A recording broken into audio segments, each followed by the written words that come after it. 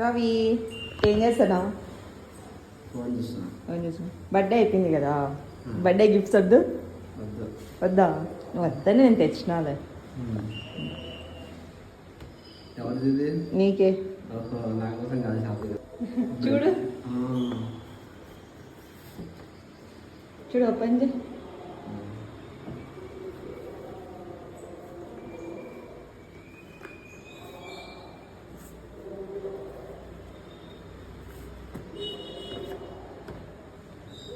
బాగుందా? నచ్చిందా? ఓకే, ఇంకోటి ఉంది.